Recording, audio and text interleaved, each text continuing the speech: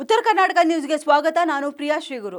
ಕರ್ನಾಟಕ ರಕ್ಷಣಾ ವೇದಿಕೆ ಪ್ರವೀಣ್ ಕುಮಾರ್ ಶೆಟ್ಟಿ ಬಣದ ಬೀದರ್ ಜಿಲ್ಲಾ ಘಟಕ ಹಾಗೂ ವಿವಿಧ ಕನ್ನಡ ಪರ ಸಂಘಟನೆಗಳ ಒಕ್ಕೂಟದ ವತಿಯಿಂದ ಹಮ್ಮಿಕೊಂಡ 69ನೇ ಕರ್ನಾಟಕ ಸಂಭ್ರಮ ಕಾರ್ಯಕ್ರಮದ ಅಂಗವಾಗಿ 1 ಕಿಲೋಮೀಟರ್ ಉದ್ದದ ಕನ್ನಡದ ಧ್ವಜದ ಮೆರವಣಿಗೆಯನ್ನು ಹಮ್ಮಿಕೊಳ್ಳಲಾಯಿತು. ಜೈ ಭಾರತ ಸೇವಾ ಸಮಿತಿಯ ರಾಷ್ಟ್ರೀಯ ಅಧ್ಯಕ್ಷ ಹವಮಲ್ಲಿನಾಥ ಶ್ರೀಗಳು ಹಾಗೂ ಹಿರಿಯ ಪತ್ರಕರ್ತ ಶಿವಶರಣಪ್ಪ ವಾಲಿಯವರು ಬೆಳ್ಳಿ ರಥದಲ್ಲಿದ್ದ ಭುವನೇಶ್ವರಿ ತಾಯಿಯ ಭಾವಚಿತ್ರಕ್ಕೆ ಪುಷ್ಪ ನಮನ ಸಲ್ಲಿಸುವ ಮೂಲಕ ಮೆರವಣಿಗೆಗೆ ಚಾಲನೆ ನೀಡಿದರು.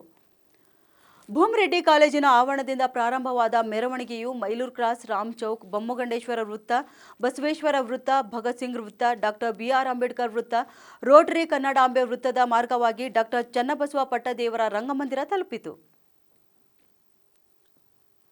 ಇನ್ನು ಮೆರವಣಿಗೆಯಲ್ಲಿ ಸಾವಿರಾರು ಜನ ವಿದ್ಯಾರ್ಥಿಗಳು ಕನ್ನಡದ ಧ್ವಜವನ್ನು ಹೊತ್ತು ಕನ್ನಡ ಪರ ಘೋಷಣೆಗಳನ್ನು ಕೂಗುತ್ತಾ ಸಾಗಿದರು. ನಿರಂತರ ಸುದ್ದಿಗಾಗಿ ನೋಡ್ತಾ ಇರಿ ಉತ್ತರ ಕರ್ನಾಟಕ ಸುದ್ದಿ ವಾಹಿನಿ.